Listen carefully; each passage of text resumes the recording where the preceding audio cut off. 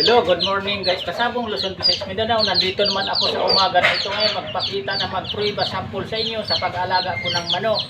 Una sa lahat, maraming salamat muna sa inyong lahat na nakapag-subscribe na sa aking channel. Thank you sa inyong lahat. At saka sa hindi pa, pakisubscribe din kasi sa dito lang na paraan na mapanood niyo ang mga upload kong video dito sa aking YouTube, Kalyaw Kasabong TV. Mayroon talaga kayong makuha o matutunan sa akin na pangdagdag niyo sa kaalaman sa pag-alaga ng manok na sarili nating gibrid na gawin nating mga panglaban.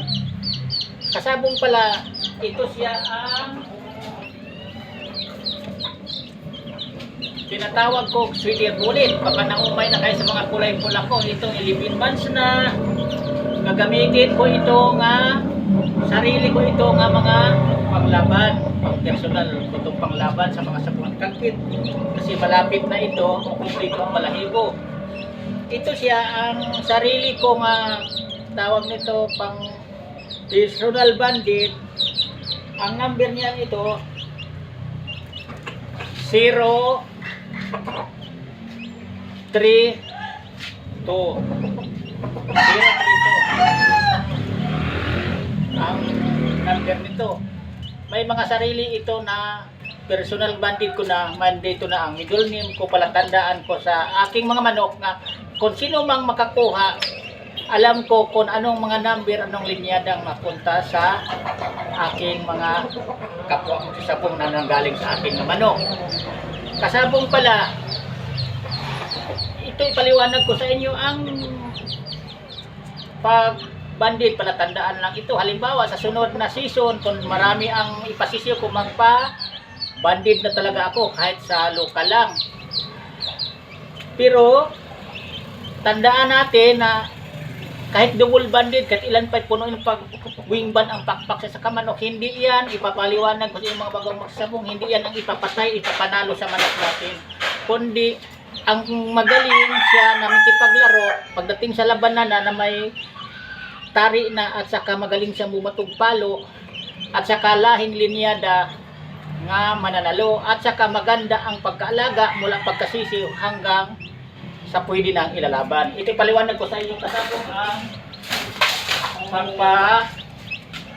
liwanag ko sa inyo sa manok lumudulas. Ito siya kung paano kaalagaan.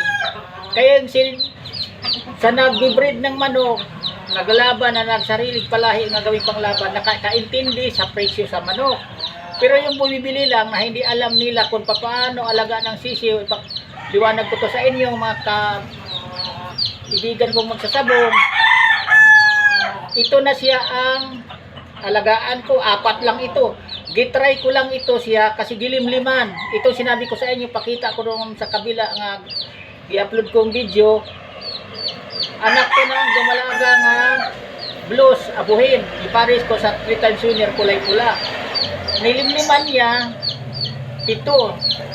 Di ko pa sana yun gusto na papisain kasi ano yun, dumalaga maliliit itlog. Di na yung mga sisiw, maliliit pa rin kasi una to nga itlog siya.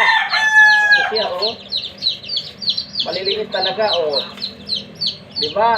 Pero naglilimlim yung dumalaga na yan. Try ko kung may similya ba. May similya nga. Unang itlog ito. Kaya kasabong, sa totoo lang, maniniwala na talaga ako nga kahit unang itlog pa lang, maliliit pa pala ang itlog ng dumalaga, may similya na talaga. Kasi ito pagpatunay na ito. Sa 7, 4 ang ipinisa niyang may similya. Unang itlog ay maliliit din ang itlog, maliliit din ang sisiw. Pero subukan ko lang to, i-try kong alagaan kasi first time ko ito nga pag-alaga ng itlog na maliliit, unang itlog sa dumalaga nga nilimliman, nagkaroon ng similya, naging sisiw. Tandaan nyo, kasabong ganito kalaki alagaan ko, mga ilang months pa to maging manok, yan tandaan natin. Abot pa to ng 7 months, kaya ako nag-out ko ng 7 months. Tapos, yung iba sabi may kataasan ang presyo. Ang sa akin, pa-presyong masa nga lang yun. Kasi, isipin nyo naman to. Sa pag-alaga ganito, ilawan ko pa to. hiniwalay ko na sa inahin niya, yung dumalaga ko, paliguan ko na yun bukas kasi kahapon ito po siya, nilagay ko dito sa bahay, nilagay ko dito sa ito lagay ang ibon sa apo ko. Pagka sigurado mamaya iilawan ko na ito, ilagay ko na sisiw sa brooders o 4 lang, pagtsagaan ko ito hanggang paglaki.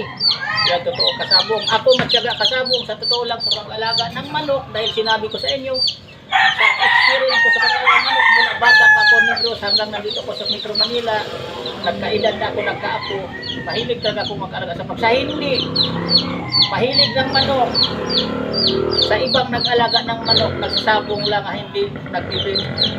Kaya niya to, naalagaan hanggang pwede niyang ilaban. Magbilang pa siya nito 1 taon. Bago maging manok, pwede niyang ilaban na, dadalhin na sa mga sabungan. O. Ganon ang pag-alaga ng manok, kaya sa nakakaintindi, sa nag-alaga sa manok, sa totoo lang, nag-breed, nagpalahi, yan ang nakakaalam. Alam natin na lahat na kung paano natin pinagpaguran, gagastusan ng pira ang manok bago lumaki siya sa kasabong. Pero sa may tao talaga nga medyo mahinang ang pag-intindi, ang gusto lang nila talagang presyo na kaibigan kasamang bigay. Pero di na uso ngayon yan, dati pa yon na mga ganun, dahil ngayon di na pwede ang bigay kasi mahal na lahat ang bilihin, tandaan nyo yan. Ang presyo ng ipainom nito nga vitamins at saka pagkain, ang taas na, ang lahat bilihin, taas lahat na bilihin kasabay ang pagkain ng mga manok. Yan totoo kasabog.